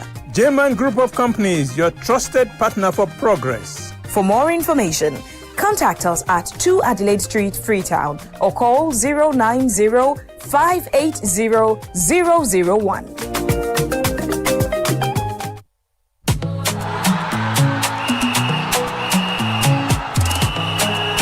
48 teams, one champion, one glory. The 2026 World Cup is here. Call 777 now or dial *777# for play and win with AfriCell. Yes, if you're not a football fan, this time you turn for win plenty amazing prizes. You can win AfriMoney, Samsung A06 smartphones, World Cup team jerseys, and plenty more inside the World Cup season with AfriCell. Call 777 or dial *777# and win with AfriCell inside the promo. Or buy and activate a brand new AfriCell SIM card and you will get one chance for take part inside the AfriCell 2026 World Cup draw. This go cost you just $3 and AfriCell go send them back for you for use as on-net talk time before 12 midnight. Use your AfriMoney for double chances for win inside the AfriCell World Cup promotion. The live draw will come up after the first match every day on AYB TV, Afri TV on channel 23, AfriCell Sierra Leone Facebook page, and also live on Afri Radio. Link up with other major radio stations across the country. Call 777 or dial *777# for win inside the World Cup promo with AfriCell. For more information, call 111. Terms and conditions apply.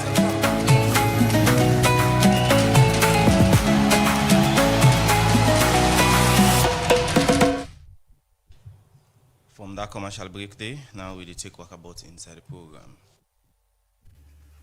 Another morning again, at a Thursday, at a Thursday, at Oya, at this country, I can tell you that for let people and do things the correct way, na problem, things that just they happen every day. For say they know this year on a solution they no get. At Pademba Road, Center of Correction, 30 days down our time, don't begin back. I passed there yesterday, na the same thing back. But when you say, you know the story for them security boys and waiting at that place 24 hours. Apart from them boys and they people and they wait up around that community day. Na so na they give them sick bit by bit mine. At CFF, where they in charge of the city. Attempt this for long, fine or old. Center correctional because all them waste the common treat mine. From 19 bed whether I the common inside that building, they 30 they will not get solution for them. How would they sober? Now the same institution them where they put this country behind. For say we will not get any way for correct some of them things then they no ready we no say center of correction. Not a center of correction no, na center of ben, but still me I depend no. If we no fix that water where they come inside no compound, I will continue for all no name tote, no make let people know say una na one of the problem them na this country mine. PGI Willow, there you bobo them, police boy blue them, where they around Ferry Junction. Them boys then they not the try mine.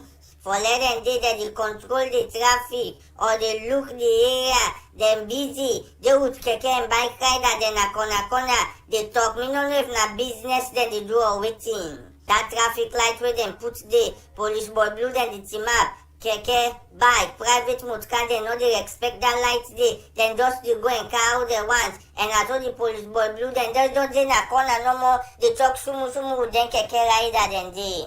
I say, bo, no safe bo. First they know the pay unu by month, but una just they give the country bad name. Now so up gone back, that place they just riff-raff. All keke bike rider, then they do it in the want, the place just mix up. I say, boo, which kind of country this for sure we know the go? I say, PGI will do I talk to you about another place, let them calm down and focus on the work. And we want to know if police boy blue, then they are above the law.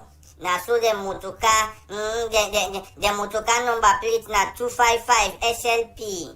That motoka they no get park light. Now just the headlight no more. All the lights them being done broke. Now so they do motor rotting. So then with now other motoka they pass now, no get park light and other thing them, uno they hold them. Wow. Nice country, man. Now you no more you see the people there where they enforce law. Now the same one they broke, but they no go hold them because they wear the uniform. SLP 255, that motoka dey, enough fine for treatment, a big. PGI Willow, Boduya, and also you don't know because you're a strict man. That motoka they need for go to a garage and fix the park light, exhaust pipe with all rotting and other thing them. So that una go be example to society, man. I say, Uncle Devo, how you do how the morning? How RPCC commission? Una self, una not see the thing that way they happen, but anyway, una sabi find out the political party them. But when it reach to that statement where the power make una say no read the threshold. But anyway, then he say monkey not the left in black hand. Me na the honorable Piki Wakabot. From Wakabot, the program Good Morning Salon, they continue. We come over to PPRC Executive Secretary. Also, they can tell we about new political party them where they don't register. But before that, let's listen to this issue. Also, the coordinator for one of the new political party them, when a Humble African Development Party, Michael Senesi say one of his aim as a registered political party now for ensure say they control and manage the country resources better one, so citizens in Angola for so far. Well, for more on this issue, we listen to Al Hassan Bangura. Section 35 na the 1991 Constitution set the condition them where political party for meet before a register and be part of the political organization them and serve follow the democratic principle them na the country. And this go only happen through the Political Party Regulation Commission, where people can call PPRC, where gets the power through the Political Party Regulation Act of 2022. For sake of this, on the 24/2026, PPRC hand over one registration certificate to one political party, where then call the Humble African Development Party, where meet the different conditions and requirements them, where make the commission register the party for be part of the political system na the country. The chairman and commissioner for the Political Party Regulation Commission, Emmanuel Kwevaya Amara, talk more on this to ready democracy. We there today as part of responsibility na PPRC for actually register an entity where we don't be a movement, we don't fulfill all the requirements as per law for become political party. Then are the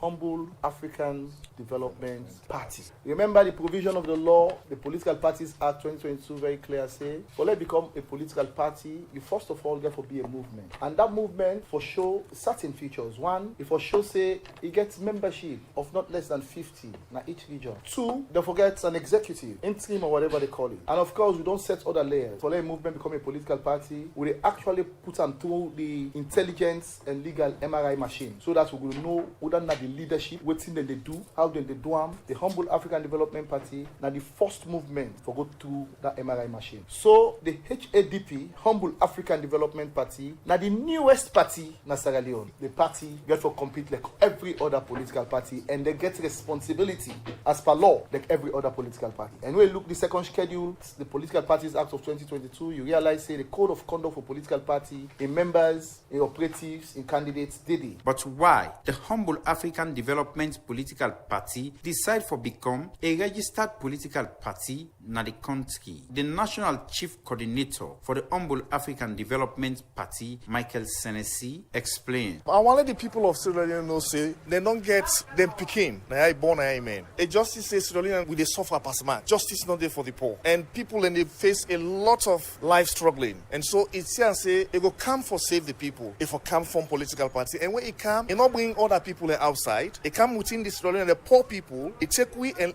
bring we together. And say all Sierra Leoneans they for together with no tribalism, no religionalism, so that we all go there together as family. Or push we country go before. Now we responsibility as Sierra Leoneans. And then let we come off from the line where politicians they can go lie or talk to we something away at the end of the day not end up for one. They left the people they suffer. So in the come and make sure say the resources of this land are utilized well, because this don't hamburg the country. Few or set of people can take power. They not use the country money for benefit the people. You go see them they enrich themselves and the people then still getting poorer. So we make sure the national resources are utilized for make sure the livelihood of the people are man satisfied equal. Michael Senesi continue for assure the public but the party in commitment for make different among other political party them na the country for the Society for Ready Democracy. Me na Alassane Bangura, the report. Ooh, yeah.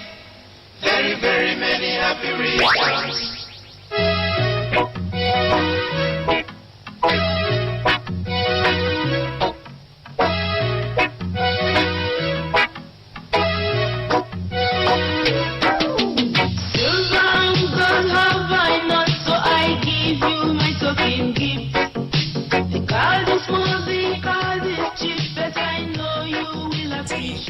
One of Ready Democracy, they celebrate in birthday, and today we celebrate Sonia Bell of Art Basket of Radio Democracy. On behalf of management and staff, we say happy birthday to you, Sonia Bell of Art Basket. We wish you all the best in your life journey. Usman? This is my daughter.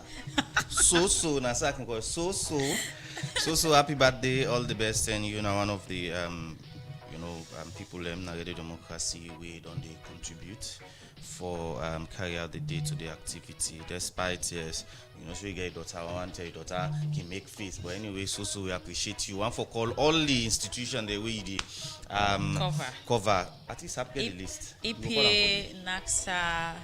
And all the other side the way you can go cover, and all the Art Basket family wanna come today midday at 12 o'clock as Sonia Bell gets a package for Ona. Once more, Sonia Bell, happy birthday to you. And somebody just sent a message to me, two people, Dr. Spencer and the general manager Tommy Van Disse. I think they will take an account today. Let them go take lunch, dinner, all together. So Sonia, and birthday cake. So Sonia, Dr. Spencer, and the GM Tommy Van Disse, then go take you out today. Who go do you over the weekend? Okay, well, with that, the program they continue. They come over to before we get the birthday song. We be see Ona do a registration and certify a political party yesterday with the name Humble African Development Party. Take we listen to them through about this party. Yes, again, this is another testament for sure say PPIC is exclusively independent, because there is this rumor, there is this murmuring where don't they go and say, you're not going to register no party, go back and tell and say you're not for register party. At least we certify a political party. The work of the PPIC, I always say, we find ourselves in a space where no matter what you do as an institution, people will just get their own perception, and there is nothing you can do about that. The journey of the Humble African Development Party began some 2 years back, so they've been on this process for the longest of time. And as a commission, we just know register a political movement because we wish to. The movement, first off, comply with all what is required and provided for in the Political Parties Act. And once those requirements are met, as an institution, we have no reason, no objection to say we know they register that particular political movement there. What are the criteria? It's provided for in sections 22 of the Political Parties Act. If you look at sections 22, you look at section 22(1), they talk about submission of their constitution, rules and regulation, and a host of others. If you look at the B parts of 22(1), they talk about having their party offices across the region, proof of membership, as the case may be. If you look at sections 22(3), 22(2), will tell you, say, once we don't receive the instrument, we for gazette them and publish them for a period of 30 days. If you look at 22(3), it tell you outrightly, say, once the commission is satisfied with the workings of they don't fulfill the requirements and they don't pay the registration fee, 22(3)(a) say we for register them. So which means the Humble African Development Party was a registered political party on the 23rd of June 2026, because that was the day they were registered, and we only certify them in compliance with sections 22(3)(b). We say we for then issue them with a certificate of registration. For people who will get interested on this new political party and want to become a member, outside the main office in the county, especially in the city. I really no wish for being PR. Okay, no, yes, just follow we know if they meet I something really like no wish. yeah, una not able to know that for saying a society. No, they down street. It should be 25 down streets. It should be 25 down streets. But again, I just want to make the people that know, say, this is just an example that the PPIC is exclusively independent. And we are not only dealing with movements alone. Once this one great movement we get, we have other two who don't actually gazette the instrument there, and we have others who don't apply. Once they go through the process, once they actually fulfill the requirements, then we have no reason but to register them. So this is just to demystify the perception of people that the PPIC is only serving the government of the day. For example, we have the C4C party. C4C don't get a prolonged litigation process, but now they don't hold a national delegate conference because the PPIC is there to provide the required leadership to all political parties. The same instance with the NGC. As we speak, we get petition hearings with them yesterday. We get another petition hearing today. Because at the end of the day, the commission is not serving just one person. Yes, the chairman may be appointed by the president as people that don't they talk, they don't they sing them, but his actions, his leadership is one that is serving the respective registered political parties. And I'll tell you, that's the reason why, leadership in every institution is really very important. And I'll tell you on certain terms, boastfully on air, that the PPIC is blessed with a very strong leadership, a very young one, visionary, and that's the reason why the PPIC is a better institution than it used to be, very transformative and extremely progressive. Right. And kudos to the chairman who has been providing the leadership, the commissioners, and I'm so proud of the entire staff of the PPIC for being very professional and very competent. PDP the issue?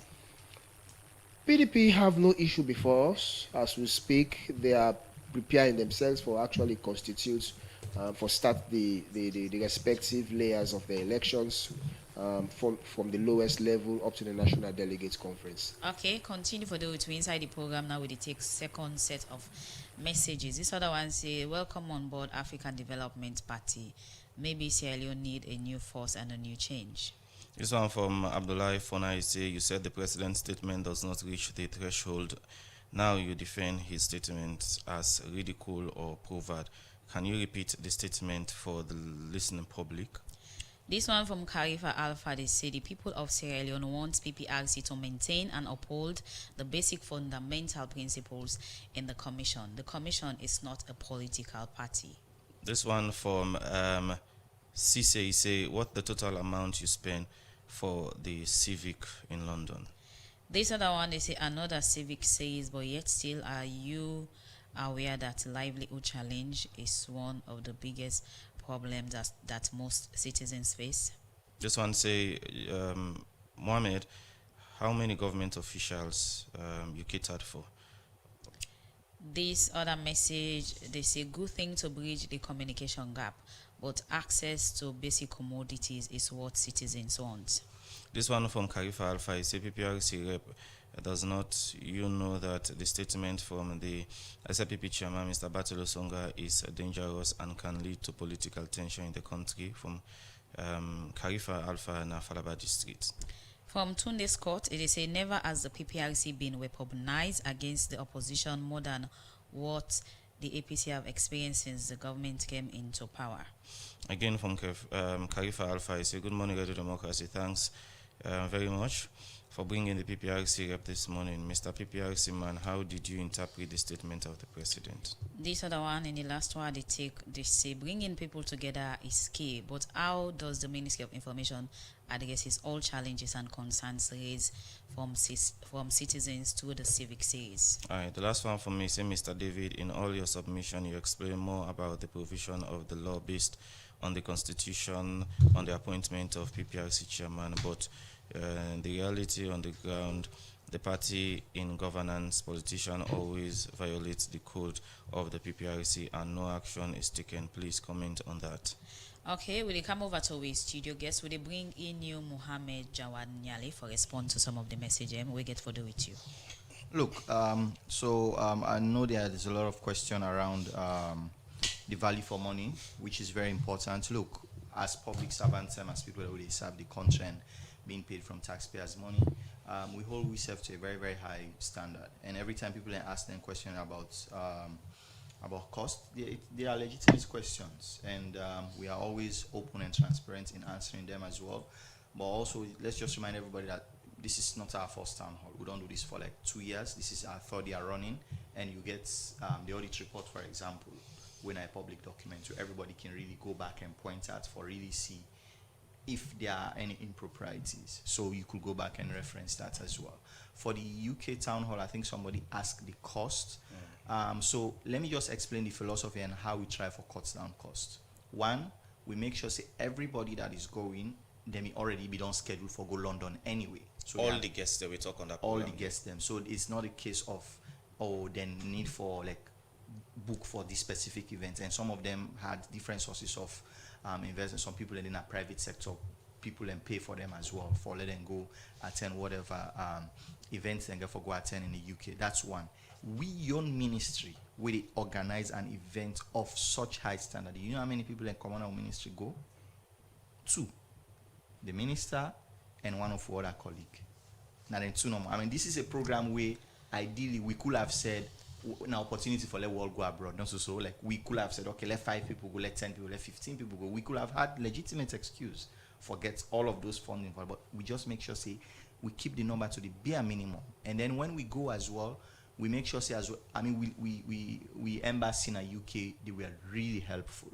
They were volunteers and they did a lot of groundwork for we. So when we go, we partner with them, we collaborate with them. Basically everything when I think we would need manpower for in terms of arranging and logistics on the ground as well, we make sure say we lean on them for that particular support day. Just for so we don't count too much outside help, we go really inflate the cost a bit. So by the end of all of that, we manage for keep that particular program day under £30,000. That's how much we actually put as physical cash. Of course, you get for book the venue now and maybe 1 or 2 other things that you actually have so to that pay physical for. cash they would give is it government? Of course, they come out from government coffers. All the money. Of course. Any local media? Come again? Any local media? Wanna go to any local media? No, we like I said, we did not take any local media with us. So what we did, AYV and Amaze already gets network of reportage in that particular area there. So when we go, we tap into them. Okay. And this is a system as well. Knowing we, for example, everybody don't go program no say we like to do our own production. We could have simply said, you know what's in, let pack about 15 of us, we go do production. But no, we rely on the available resources where they're on the ground just for make sure say we cut down costs. Somebody asked say the concern the way people can raise or challenges within can highlight. How does civic help address some of them challenges? Look, we in our governments, now we talk for the government, but we don't always have all the answers at the same time. In fact, that is the very reason why we bring the Civic Day series, because answer the way we not get directly, we are now bringing people to you, we get an answer then they. So they're not just they explain, talking about Susu, you self they ask them. So that's how we are. That's the standard we are holding ourselves to, and that's the level of accountability one for introducing this country. And that's where I talk to you about a new political culture we are building. Is really built on that particular solid foundation. So briefly, talk about the presidential town hall. We go up on June 30 this year. Yes, June 30. Actually, na next week Tuesday. Okay. Sometimes we would call them by date. It go look like say they far away. Now Tuesday where they come. Now they happen na McKinney. And of course, the presidential town hall is an annual platform where the president will go and engage with citizens directly. And so it's a huge platform. We are bringing the president to McKinney. Now, Unimakuri Duam. We are doing it this Tuesday, and already we don't get preliminary meetings as well. By the way, for the last 2 weeks, perhaps even longer, you don't see we flyers don't go around, but that flyer also they go to a link in case you get question for ask, because the reality is we can't ask 400, 500, 600 questions all in 2 hour program. It's not possible. Nobody get our capacity for do that. So they ask everybody for sending question in advance as well. So we've received hundreds of questions. Okay. So what we get for do now, and for group those questions into thematic areas as well, and put together a fantastic production. So it's going to be big. I mean, I really hope to see all of you there as well, and everybody else we're concerned. So in conclusion. Yeah, so we look forward to that. It's a big engagement. We get Boku people where they go from Freetown here. Of course, by the way, I must also mention that the stakeholders in McKinney, the political leaders, the civic leaders, they're all excited as well for really come and participate in this very big public open civic engagement. Okay, plenty thank you to you, Mohammed Jawad Nyale, Strategic Communications Advisor, Ministry of Information and Civic Education. Over to you, Executive Secretary, PPRC. Respond to the messages, please. Yes, I want to use this platform for tell the listeners and plenty thank you, because all of the questions where they ask just show that they get interest in the progress of the country. But there are repetitive questions, and I don't answer them before. I will still come back and answer them. Okay, we know the status of. Okay, go ahead, please. All right. There are wordings from the Timini language and the Mende language. When I talk in Timini, or talk in Mende, when I interpret it in Creole, it means something different. Literally, when I interpret it verbatim, it means something different. So you get to look at the context. And that's the reason why people, they ask too many questions about the president in the statement. It was a riddle, it was a proverb. When translated into Creole, it means something different from the original manuscript of the indigenous language. And that's the reason, like I say, we not only listen to what he say, we call on people with the requisite competence. We understand the indigenous Mende proverb language. Independent. Nobody even know them people, and we engage them for interpret to us. And I repeat it again. It's never reached the threshold. Absolutely. Now, the other question we talk about maintenance and for uphold fundamentals in the PPIC, that the PPIC is not a political party. Of course, PPIC can never be a political party, and we'll never be, and we don't ever wish to be. We are regulators, and that's our responsibility. We regulate political parties.